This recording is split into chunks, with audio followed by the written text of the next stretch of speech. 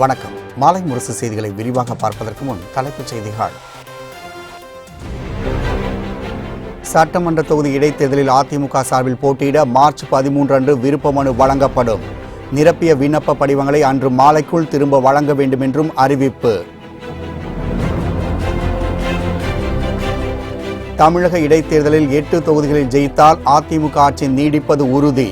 திமுக 18 தொகுதியில் வெற்றி பெற்றாலும் ஆட்சி மாற்றம் ஏற்படாது என்பது தெளிவு.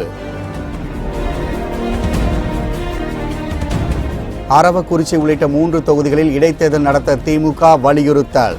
தேர்தல் ஆணையம் முன்வராவிட்டால் நீதிமன்றத்தில் தீர்வு காண்போம் என மு.க. ஸ்டாலின் பேட்டி. சித்திரை திருவிழா நாளில் தேர்தல் நடத்த முடியுமா என தலைமை தேர்தல் அதிகாரி கேள்வி. திட்டமிட்டபடி தேர்தல் நடைபெறும் என மாவட்ட ஆட்சியர் நடராஜன் அறிவிப்பு.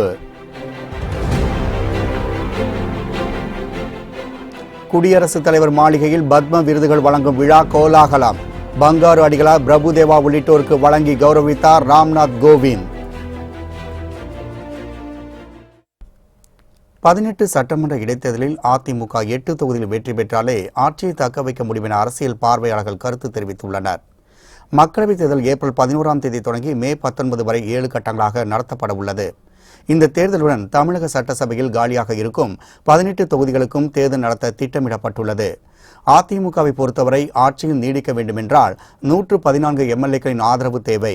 இதில் 3 சுயேட்சை எம்எல்ஏக்கள் அதிமுக சின்னத்தில் போட்டியிட்டு வென்றவர்கள். மற்ற 3 எம்எல்ஏக்கள் டிடிவி தினகரன் கட்சி பக்கம் இருப்பதாக கூறப்படுகின்றது. அதனால் அதிமுகவின் பலம் 108ஆக குறைந்துள்ளது. நடைபெற இருக்கும் சட்டமன்ற இடைத்தேர்தலில் குறைந்தது 8 பேர் எம்எல்ஏக்களாக அதிமுக சார்பில் தேர்ந்தெடுக்கப்பட்டால் அதன் பலம் 116ஆக உயர்ந்துவிடும். ஆட்சியில் இருக்க 114 எம்எல்ஏக்கள் ஆதரவு இருந்தாலே போதும். இந்த கணக்கின்படி பார்த்தால் 2 எம்எல்ஏக்கள் கூடுதலாகவே உள்ளனர். அதனால் ஆட்சியை நீடிக்க இடைத்தேர்தலில் 8 தொகுதிகள் வென்றாலே போதும் என்ற நிலை உள்ளது. அதே நேரம் திமுக இடைத்தேர்தலில் 18 தொகுதிகள் வெற்றி பெற்றாலும் ஆட்சி அதிகாரத்தை பெற முடியாது என்கின்றனர். அதாவது அந்த கட்சி கூட்டணி கட்சியுடன் இணைந்து அதன் பலம் 115ஆகத்தான் இருக்கும். அதனால் திமுகவால் ஆட்சியை பறிக்க முடியாது என்பது அரசியல் நோக்கர்களின் வாதமாக உள்ளது. மக்களவைத் தேர்தலில் ஈரோடு உள்ளிட்ட 20 தொகுதிகளில் போட்டியிட அதிமுக சார்பில் விருப்ப மனு அளித்தவரிடம் நேர்காணல் நடைபெற்று வருகின்றது. நாடாளுமன்ற தேர்தலில் அதிமுக தலைமையிலான கூட்டணியில் பாமகவுக்கு 7, பாஜகவுக்கு 5, நீண்ட இழுபறிக்கு பின்னர் தேமுதிகவுக்கு 4, புதிய தமிழகம், புதிய நீதி கட்சி, என்ஆர் காங்கிரஸ் கட்சிகளுக்கு தலா 1 தொகுதி ஒதுக்கப்பட்டுள்ளது. இதனிடையே அதிமுக சார்பில் போட்டியிட விரும்புவோரிடம் விருப்ப மனுக்கள் பெறப்பட்டன. இதற்கு ஏராளமானோர் தங்களது விருப்ப மனுக்களை அளித்திருந்தனர். இந்நிலையில் அதிமுக சார்பில் நாடாளுமன்ற தேர்தலில் போட்டியிட விருப்ப மனு அளித்தவுடன் சென்னை ராயப்பேட்டையில் உள்ள அக்கட்சி தலைமை அலுவலகத்தில் இன்று முதல் நேர்காணல் நடைபெற்று வருகிறது. கட்சியின் ஒருங்கிணைப்பாளர் ஓ பன்னீர்செல்வம், இணை ஒருங்கிணைப்பாளர் எடப்பாடி பழனிசாமி, துணை ஒருங்கிணைப்பாளர் KP முனுசாமி, முன்னாள் அமைச்சர் வளர்மதி ஆகியோர் விருப்ப மனு அளித்தவரிடம் நேர்காணல் நடத்தி வருகின்றனர்.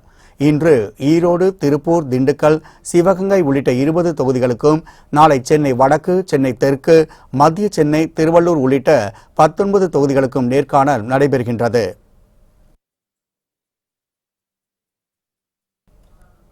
திருப்பரங்குன்றம், அரவக்குறிச்சி, ஒட்டப்பிடாரம் ஆகிய 3 சட்டமன்ற தொகுதிகளுக்கும் இடைத்தேர்தல் நடத்த வேண்டும் என திமுக மாவட்ட செயலாளர்கள் கூட்டத்தில் தீர்மானம் நிறைவேற்றப்பட்டுள்ளது. சென்னை அண்ணா அறிவாலயத்தில் இன்று காலை 10 மணிக்கு திமுக தலைவர் மு.க. ஸ்டாலின் தலைமையில் மாவட்ட செயலாளர்கள் கூட்டம் நடைபெற்றது. இதில் அக்கட்சியின் நாடாளுமன்ற சட்டப்பேரவை உறுப்பினர்கள் பங்கேற்றனர். மக்களவைத் தேர்தலை ஒட்டி கூட்டணி கட்சியுடன் ஒருங்கிணைந்து செயல்படுவது தொடர்பாக இந்த கூட்டத்தில் ஆலோசிக்கப்பட்டது. மேலும் 18 தொகுதி இடைத்தேர்தலில் வெற்றி பெறுவதற்கான வியூகம் குறித்தும் இந்த கூட்டத்தில் விவாதிக்கப்பட்டது. மேலும் திருப்பரங்குன்றம், அரவக்குறிச்சி, ஒட்டப்பிடாரம் ஆகிய 3 தொகுதிகளுக்கு இடைத்தேர்தல் நடத்த வேண்டும் எனவும் கூட்டத்தில் தீர்மானம் நிறைவேற்றப்பட்டுள்ளது.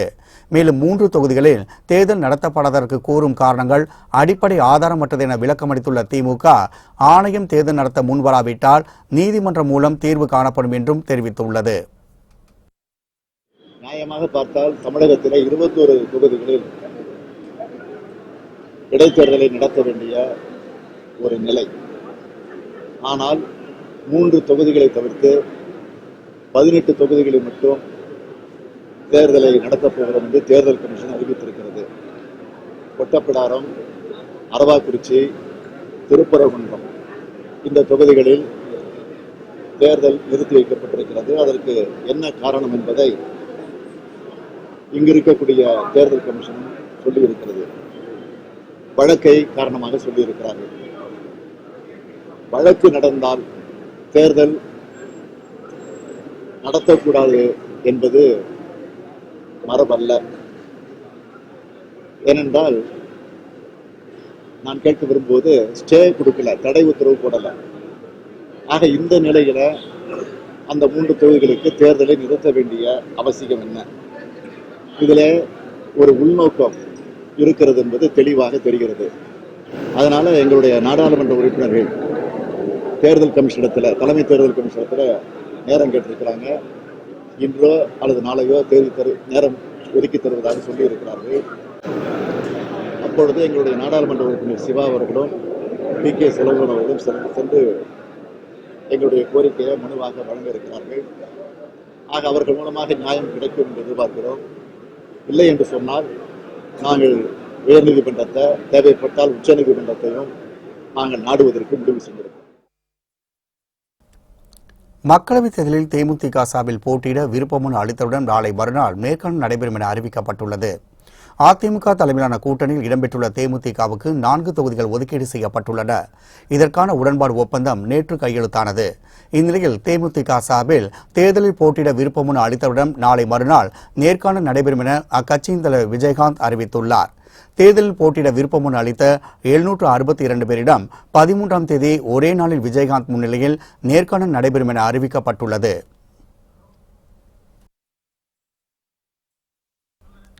மக்களவைத் தேர்தலில் மக்கள் நீதி மய்யம் சார்பில் போட்டியிட விருப்பமனு அளித்தவுடன் சென்னையில் அக்கட்சியின் தலைவர் கமல்ஹாசன் நேர்காணல் நடத்தி வருகிறார். தமிழகம், புதுச்சேரியில் மக்கள் நீதி மய்யம் தனியாக போட்டியிடும் என்று அறிவித்துள்ள கமல்ஹாசன் தேர்தலில் போட்டியிட விரும்புவோரிடமிருந்து விருப்ப மனுக்களையும் பெற்றுள்ளார். இடையே மக்கள் நீதி மய்யம் கட்சிக்கு மக்களவைத் தேர்தலில் பேட்டரி டார்ச் சின்னத்தை தேர்தல் ஆணையம் ஒதுக்கீடு செய்துள்ளது. இந்நிலையில் தேர்தலில் போட்டியிட விருப்பமனு தாக்கல் செய்தவுடன் சென்னை ஆழ்வார்பேட்டை உள்ள கட்சியின் தலைமை அலுவலகத்தில் கமல்ஹாசன் மற்றும் மகேந்திரன் உள்ளிட்டோர் நேர்காணல் நடத்தி வருகின்றனர். இந்த நேர்காணல் நிறைவு பெற்ற பின் தேர்தலில் போட்டியிடுவோரின் பட்டியல் வெளியிடப்படும் என மக்கள் நீதி மய்யம் தெரிவித்துள்ளது. மக்களவைத் தேர்தலில் போட்டியிட இருக்கும் தொகுதிகள் குறித்து பேச காங்கிரஸ் கட்சிக்கும் விடுதலை சிறுத்தைகள் கட்சிக்கும் திமுக அழைப்பு விடுத்துள்ளது. மக்களவைத் தேர்தல் 7 கட்டமாக நடைபெறும் என தலைமை தேர்தல் ஆணையர் சுனில் அரோரா அறிவித்துள்ளார். தமிழகத்தில் ஏப்ரல் 18ஆம் தேதி ஒரே கட்டமாக தேர்தல் நடைபெறும் என்றும் அவர் தெரிவித்துள்ளார். இதையடுத்து தமிழக தேர்தல் களம் சூடுபிடிக்க தொடங்கியுள்ளது. அதிமுகவில் விருப்பமனு பெற்றவுடன் கட்சியின் தலைமை நிர்வாகிகள் நேர்காணல் நடத்தி வருகின்றனர். இந்நிலையில் திமுக அணியில் ஏற்கனவே தொகுதி பங்கீடு முடிந்த கட்சிகளான காங்கிரஸ் மற்றும் விடுதலை சிறுத்தைகள் கட்சிக்கு எந்தெந்த தொகுதிகள் ஒதுக்குவது என்பது குறித்து பேச அந்த கட்சி நிர்வாகிகளுக்கு திமுக அழைப்பு விடுத்துள்ளது. சென்னை அண்ணா அறிவாலயத்தில் இன்று நடைபெறும் இந்த ஆலோசனைக் கூட்டத்தில் தமிழகத்தில் காங்கிரஸ் கட்சி நிற்கும் 9 தொகுதிகள் எவை, விடுதலை சிறுத்தைகள் கட்சி நிற்கும் 2 தொகுதிகள் எவை என்பது முடிவாகும் என்பது குறிப்பிடத்தக்கது. நாடாளுமன்ற தேர்தலுக்கான நடத்தை விதிமுறைகளை வெளியிட்டுள்ள தேர்தல் ஆணையம் நாடு முழுவதும் அனைத்து மாநிலங்களும் உடனடியாக அமலுக்கு வருவதாகவும் தெரிவித்துள்ளது. இது தொடர்பாக இந்திய தேர்தல் ஆணையத்தின் இணையதளத்தில் மக்களுக்கு எவ்வித நிதி உதவிகளையும் அளிப்பதாக அரசு அறிவிக்கக்கூடாது என தெரிவிக்கப்பட்டுள்ளது.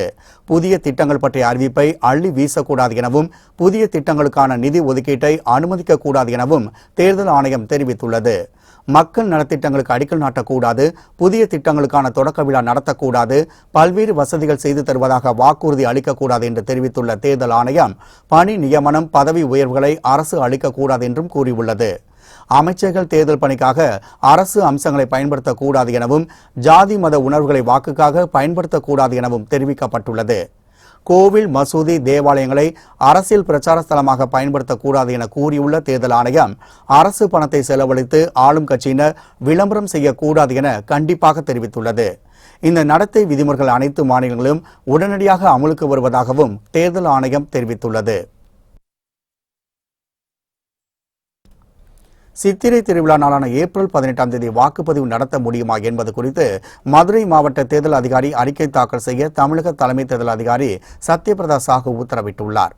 தமிழகத்தில் ஏப்ரல் 18ஆம் தேதி ஒரே கட்டமாக மக்களவைத் தேர்தலும் 18 தொகுதிகளுக்கான தேர்தலும் நடைபெறும் என தலைமை தேர்தல் ஆணையர் சுனில் அரோரா அறிவித்துள்ளார். அதே சமயத்தில் லட்சக்கணக்கானோர் பங்கேற்கும் மதுரை சித்திரை திருவிழா நடைபெறுகின்றது. ஏப்ரல் 18ஆம் தேதி சித்திரை திருவிழாவின் முக்கிய நிகழ்வான கள்ளழகர் வைகை ஆற்றில் இறங்கும் நிகழ்ச்சி நடைபெறுகின்றது. அன்றைய தினம் தேர்தல் தேதி அறிவிக்கப்பட்டுள்ளது தமிழக மக்களிடையே அதிருப்தியை ஏற்படுத்தியுள்ளது. இதனையடுத்து தமிழகத்தில் தேர்தல் நடைபெறும் தேதியை மாற்ற வேண்டும் என்ற கோரிக்கை வலுத்து வருகின்றது. இது தொடர்பாக செய்தியாளர் பேசிய தமிழக தலைமை தேர்தல் அதிகாரி சத்யபிரதா சாஹூ இந்த விவகாரம் தேர்தல் ஆணையத்தின் கவனத்திற்கு வந்துள்ளதாகவும் இது தொடர்பாக ஆணையம் பரிசீலித்து வருவதாகவும் தெரிவித்துள்ளார்.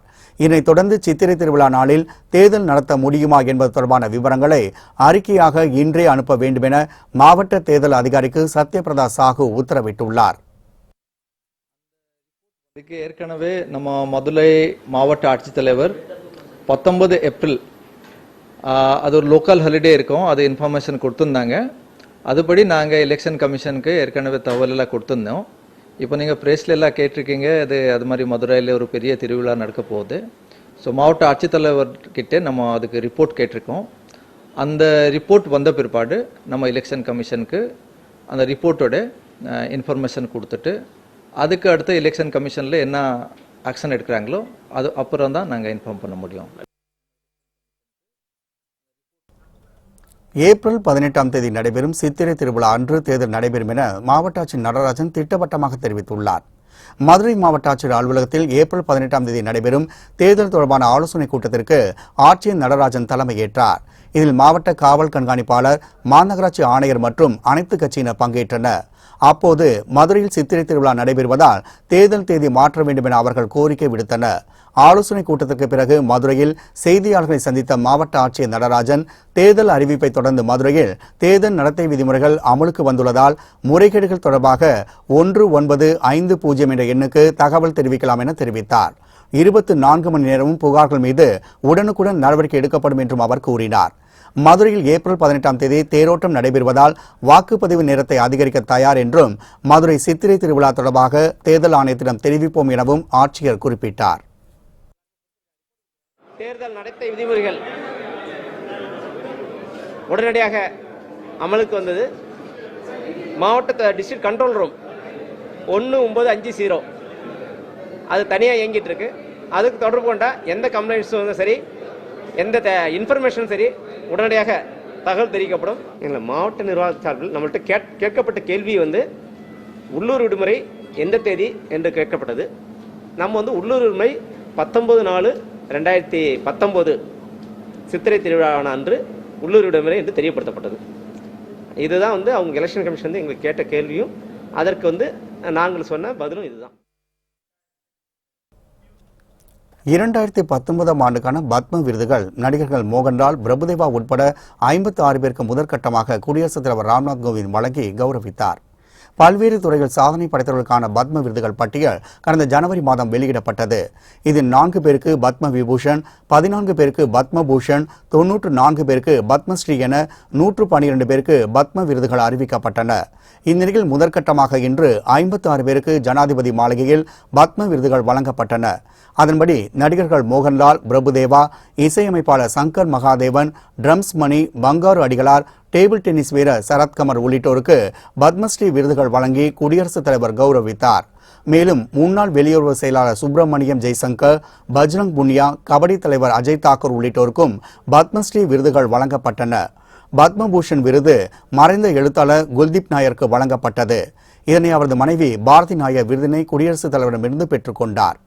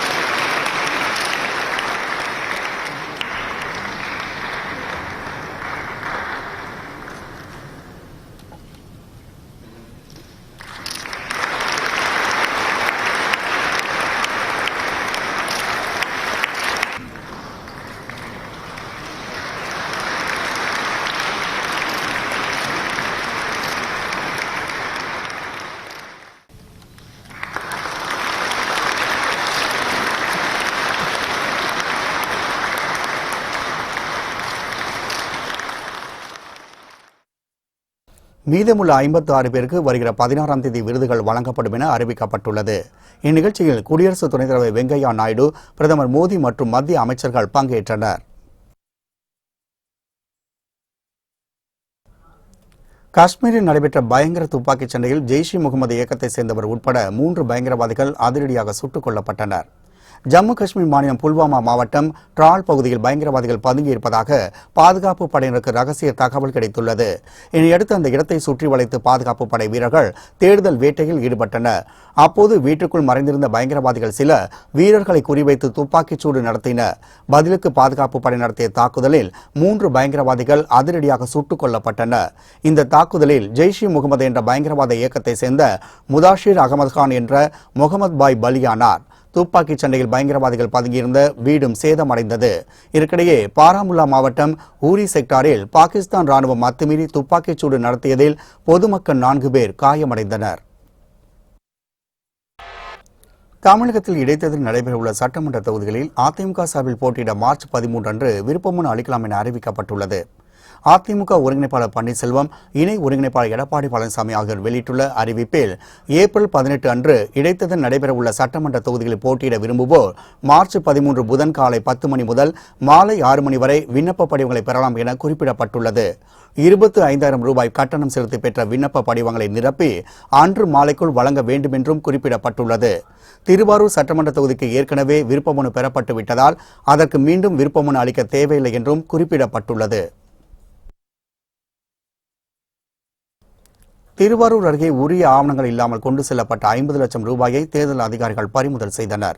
மக்களவைத் தேர்தல் நடைமுறைகள் அமலுக்கு வந்துள்ளதை அடுத்து திருவாரூர் அருகே கானூர் சோதனைச் சாவடியில் போலீசார் நடத்திய வாகன சோதனையில் 50 லட்சம் ரூபாய் பறிமுதல் செய்யப்பட்டது. காரில் 50 லட்சம் ரூபாய் எடுத்து வந்த சாகுல் ஹமீது என்பவரிடம் விசாரணை நடத்தப்பட்டு வருகின்றது. உரிய ஆவணங்களின்றி பணம் எடுத்துச் செல்லப்பட்டதால் பணத்தை பறிமுதல் செய்ததாக போலீசார் தெரிவித்தனர்.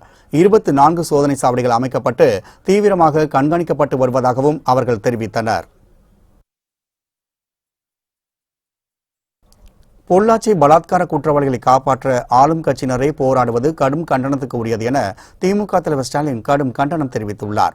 இது தொடர்பாக அவர் இன்று வெளியிட்டுள்ள அறிக்கையில் பொள்ளாச்சியில் நடைபெற்றுள்ள பாலியல் பலாத்கார சம்பவம் பெரும் அதிர்ச்சியை ஏற்படுத்தியுள்ளதாக தெரிவித்துள்ளார். இந்த செயலில் ஈடுபட்டவர்களை தாம் வன்மையாக கண்டிப்பதாகவும் இதனை வலியுறுத்தி திமுக சட்ட ரீதியாகவும் மக்கள் மன்றத்திலும் தனது போராட்டத்தை மேற்கொள்ளும் என்றும் அந்த அறிக்கையில் கூறியுள்ளார்.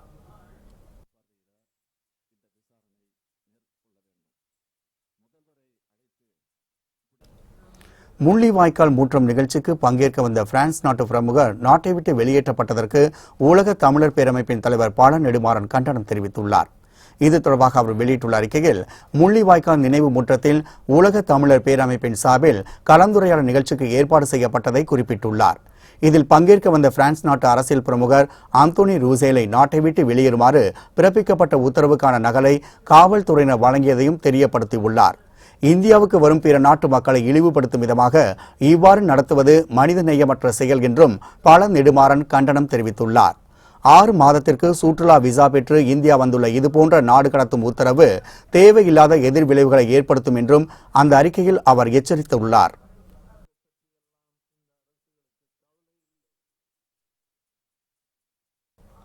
திண்டுக்கல் அருகே முன்பகை காரணமாக நாட்டு வெடிகுண்டு வீசி கணவன் மனைவி வெட்டி கொலை செய்யப்பட்ட சம்பவம் அதிர்ச்சியை ஏற்படுத்தியுள்ளது.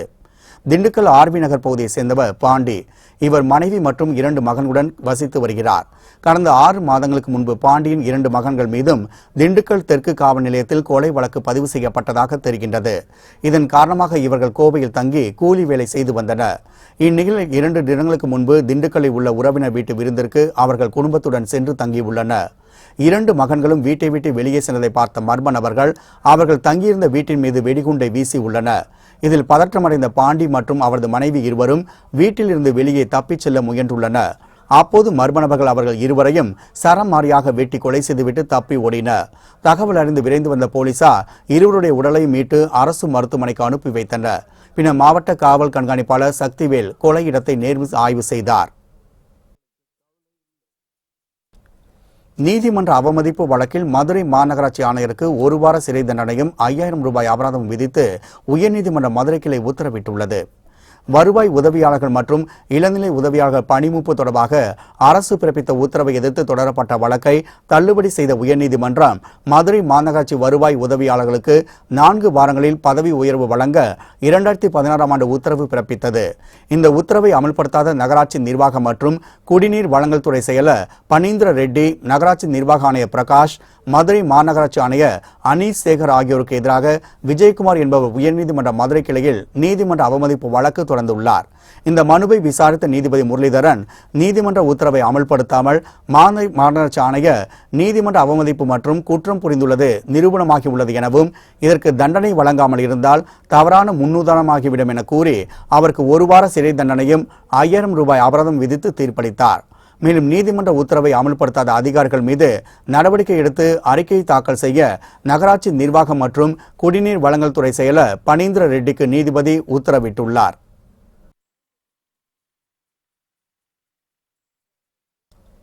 சென்னை எழும்பூரில் இருந்து கேரளா செல்லும் விரைவு ரயில் தாம்பரம் அருகே தடம் புரண்டதால் பரபரப்பு ஏற்பட்டது. சென்னை எழும்பூரில் இருந்து கேரளா மாநிலத்தில் உள்ள கொல்லத்திற்கு செல்லும் விரைவு ரயில் பராமரிப்பு பணிக்காக தாம்பரம் பணிமனைக்கு கொண்டு செல்லப்பட்டது. அப்போது டீசல் என்ஜின் முறை மாற்றும் போது வேகமாக இடித்ததால் ரயிலின் ஒரு பெட்டி சேதமடைந்தது. இடையே ரயில் பெட்டியின் சக்கரங்கள் தண்டவாளத்தை விட்டு இறங்கின. இதனையடுத்து தடம் புரண்ட ரயில் பெட்டிகளை சீரமைக்கும் பணியில் ரயில்வே அதிகாரிகள் மற்றும் ஊழியர்கள் ஈடுபட்டுள்ளனர். இதனால் அங்கு சிறிது நேரம் பரபரப்பு நிலவியது. நாடாளுமன்ற மக்களவைத் தேர்தல் நடத்தை விதிகள் அமலுக்கு வந்துள்ள நிலையில் தமிழகம் முழுவதும் சுவர் விளம்பரங்கள், பேனர்கள் அகற்றும் பணி தீவிரமாக நடைபெற்று வருகின்றது. தமிழகத்தில் நாடாளுமன்ற மக்களவைத் தேர்தல் ஏப்ரல் 18ஆம் தேதி ஒரே கட்டமாக நடத்தப்படும் என தேர்தல் ஆணையம் அறிவித்துள்ளது. இதனால் தேர்தல் நடத்தை விதிமுறைகள் உடனடியாக அமலுக்கு வந்துள்ளன. இதனையடுத்து தமிழகம் முழுவதும் உள்ள சுவர் விளம்பரங்கள், கட்சி பேனர்களை அகற்றும் பணியில் மாநகராட்சி ஊழியர்கள் ஈடுபட்டு வருகின்றனர். அதேபோன்று அரசியல் தலைவர்களின் சிலைகளையும் மூடி வருகின்றனர். அதன்படி சேலம் மாவட்டம் அண்ணா பூங்காவில் அமைக்கப்பட்டுள்ள முன்னாள் முதல்வர் எம்ஜிஆர் மற்றும் ஜெயலலிதாவின் சிலைகளை மாநகராட்சி ஊழியர்கள் துணிகளை கொண்டு மூடினர். மேலும் சேலம் மாவட்டத்தில் உள்ள அனைத்து சுவர் விளம்பரங்களையும் அழிக்கும் பணியும் தீவிரமாக நடைபெற்று வருகின்றது.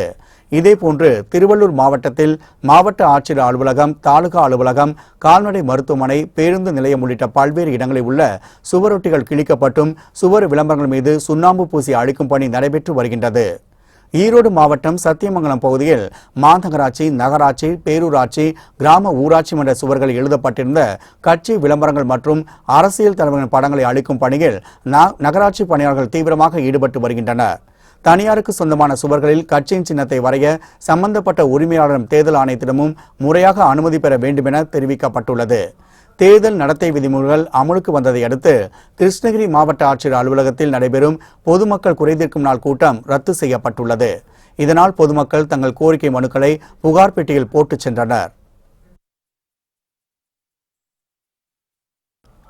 டெல்லியில் ஓடும் காரில் தீப்பிடித்ததில் தாயும் 2 மகள்களும் உடல் கருகி பரிதாபமாக உயிரிழந்தனர். கிழக்கு டெல்லியில் உள்ள உபேந்தர் மிஸ்ரா என்பவர் குடும்பத்தினருடன் காரில் பயணித்துக் கொண்டிருந்தார். அப்போது மேம்பாலம் ஒன்றின் மீது ஏறிய போது காரின் எரிபொருளாக பயன்படுத்தப்பட்ட கேஸ் கசிந்து திடீரென தீப்பற்றி எரிந்ததாக கூறப்படுகின்றது. இதில் காரை ஓட்டிச் சென்ற உபேந்தர் மிஸ்ரா முன்னிருக்கையில் அமர வைக்கப்பட்டிருந்த தமது 3வது மகளை தூக்கிக் கொண்டு உடனடியாக வெளியேறினார். அவர் எவ்வளவு முயன்றும் மனைவி ரஞ்சனா மற்றும் 2 மகள்களை காப்பாற்ற முடியவில்லை. மூவரின் உடலையும் கைப்பற்றிய போலீசார் விசாரணை மேற்கொண்டு வருகின்றனர். மனைவியும் மகள்கள் இருவரும் அடையாளம் தெரியாத வகையில் கருகியதை கண்ட உபேந்தர் அதிர்ச்சி நிலைக்கு சென்று விட்டதாகவும் போலீசார் தெரிவித்துள்ளனர்.